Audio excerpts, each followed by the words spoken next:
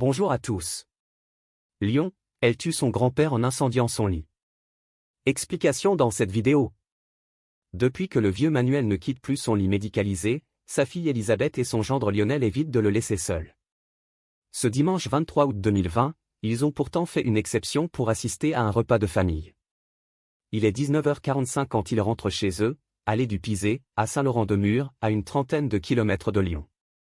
Une très mauvaise surprise les attend. À peine descendus de voiture, ils constatent que l'alarme incendie du pavillon est activée. Ils se précipitent vers la chambre du vieil homme, d'où s'échappe une âcre fumée noire. À l'intérieur, c'est l'horreur. L'incendie s'achève. Il n'y a plus de flammes. Manuel, le corps et le visage noircis, finit de se consumer dans ses draps. Quand les pompiers arrivent sur place, il n'y a plus rien à faire. L'homme de 95 ans est mort. Asphyxié par des émanations de monoxyde de carbone, conclura l'autopsie, évoquant une agonie de quelques minutes. D'après les premières constatations des gendarmes, c'est le moteur électrique du matelas anti-escar qui aurait subitement pris feu. Apparemment, un dramatique accident domestique. Mais quelques jours plus tard, l'expert chargé d'examiner les décombres calcinés rend un rapport qui prend tout le monde de court.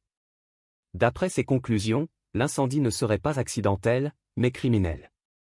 Manuel aurait été assassiné. Pour ne lui laisser aucune chance, son matelas avait été préalablement imbibé d'essence. L'expert situe le départ de feu aux alentours de 19h. Les gendarmes, cependant, sont formels. À leur arrivée sur place, les huisseries du pavillon ne présentaient aucune trace d'effraction. Conclusion, le meurtrier avait sans doute les clés. Et c'est tout l'entourage du vieil homme qui devient tout à coup suspect. Qui pouvait en vouloir au nonagénaire ? A priori, personne. De nationalité espagnole, Manuel n'avait pas de fortune personnelle et s'entendait bien avec les membres de sa famille. Veuf depuis longtemps, il était arrivé en France il y a 4 ans, n'étant plus assez autonome pour vivre seul. C'est Elisabeth, unique fille de ses 5 enfants, qui décide alors de le prendre en charge. Assistante maternelle de métier, elle travaille à domicile et pourra veiller sur lui à plein temps. Surtout, elle a la place, dans son coquet pavillon, qui dispose de 2 chambres libres depuis le départ de ses filles. À son arrivée, son père hérite de celle du rez-de-chaussée, avec lit médicalisé et fauteuil de repos. Manuel, qui souffre d'insuffisance cardiaque et de difficultés respiratoires, se retrouve donc bien entouré. Chaque jour, 3 auxiliaires de vie se relaient pour lui faire sa toilette et changer sa sonde urinaire. Mais, le grand âge venant, sa santé se dégrade irrémédiablement. Très vite, il ne peut plus quitter son lit et passe ses journées allongées, à regarder un bout de ciel par la fenêtre. Il se plaint rarement et ne semble pas particulièrement dépressif. Pourquoi donc assassiner un être aussi inoffensif ? Les gendarmes entendent séparément tous les membres de la famille, pour connaître leur emploi du temps de ce fameux dimanche 23 août. Elisabeth, qui était toute la journée à cette réunion familiale, précise qu'elle avait informé sa cadette de son absence. Au cas où la jeune femme de 28 ans, prénommée Émilie, voudrait passer embrasser son grand-père. De son côté, Émilie déclare qu'elle en avait l'intention, mais n'en a pas trouvé le temps. À la fin de sa déposition, elle prononce toutefois une phrase qui laisse une impression bizarre aux gendarmes. « Je veux juste que tout cela se termine vite et que mes parents puissent repeindre la chambre rapidement pour tourner la page », déclare-t-elle. Pourquoi donc parler d'emblée de peinture ? Il n'en faut pas plus pour que l'enquête se focalise sur elle. Prof d'espagnol, Émilie vit depuis une dizaine d'années avec Francky, un ambulancier de son âge. Parents de 2 jeunes garçons, ils habitent à Colombier-Saunieux, une commune toute proche de Saint-Laurent. Une famille sans histoire en apparence. Pourtant, les enquêteurs découvrent vite que le tableau n'est pas aussi lisse que ça. Émilie et Francky ont de gros problèmes d'argent, doublés de graves problèmes de couple.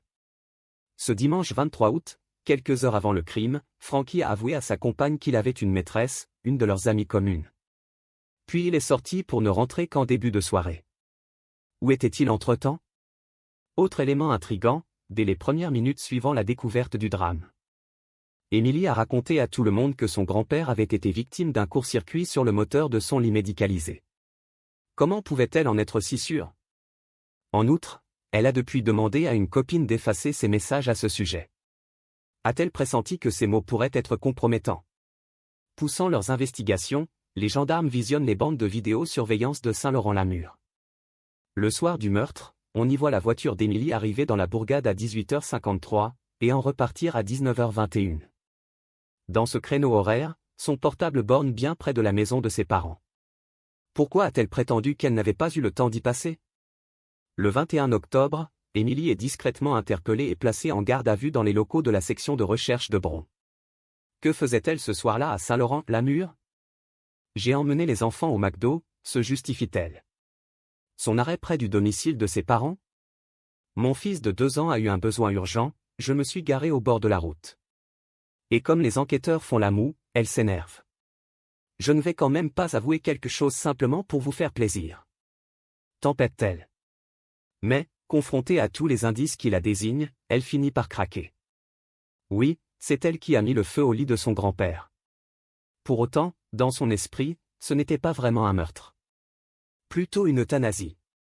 Il était grabataire, très diminué, il voulait en finir, explique-t-elle. Il me répétait, n'oublie pas de dire à ta mère de me donner la pilule qui fait qu'on ne se réveille plus. Pour moi, ce qui importait, c'est qu'il meure comme il le voulait, sans souffrir, dans son sommeil. Des mots difficiles à entendre dans ces circonstances. Le vieil homme est tout de même mort brûlé vif, asphyxié après plusieurs minutes d'une atroce agonie. Mais la jeune femme n'en démord pas, soutenant qu'elle avait une relation étroite avec le vieil homme. Il m'appelait ma fille, et je le considérais comme mon père, déclare-t-elle. Je voyais bien qu'il n'en pouvait plus, qu'il voulait que ça s'arrête. À la fin, ça me faisait trop mal. Je l'ai aidé à mourir. La meurtrière présumée reconnaît toutefois que la découverte des infidélités de son compagnon a pu déclencher son passage à l'acte. Je me sentais détruite, vidée, admet-elle. J'étais agressive, sur les nerfs. Plus rien ne me raccrochait à la vie. Puis elle raconte comment les choses se seraient passées. Ce jour-là en fin d'après-midi, ébranlée de se savoir trompée. Elle va chercher un bidon d'essence dans son garage et le met dans le coffre de sa voiture. Elle roule ensuite jusqu'au domicile de ses parents, ses enfants assis à l'arrière. Sur place, elle laisse les petits dans le véhicule et pénètre dans le pavillon avec son double des clés, le jerrycan à la main. La suite est horrible. J'ai ouvert la porte, il dormait, relate-t-elle. J'ai versé de l'essence sur le moteur du lit, l'équivalent de 2 mugs. Puis je suis allé prendre une feuille de papier dans l'imprimante de mes parents, j'y ai mis le feu avec mon briquet. Je l'ai jeté dans la chambre et j'ai refermé aussitôt la porte. La jeune femme reprend alors le volant, passe effectivement prendre du McDo à emporter, et rentre chez elle avec les enfants comme si de rien n'était. Je n'ai pas eu l'intention de maquiller ça en accident, assure-t-elle contre toute évidence. Quand j'ai appris que la thèse criminelle était retenue, je me suis dit que c'était un signe. Mais un signe de quoi, précisément? S'est-elle dénoncée pour autant?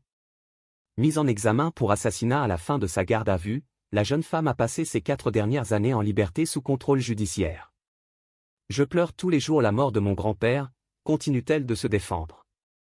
Aujourd'hui, je regrette mon geste. Son procès vient d'être annoncé pour octobre.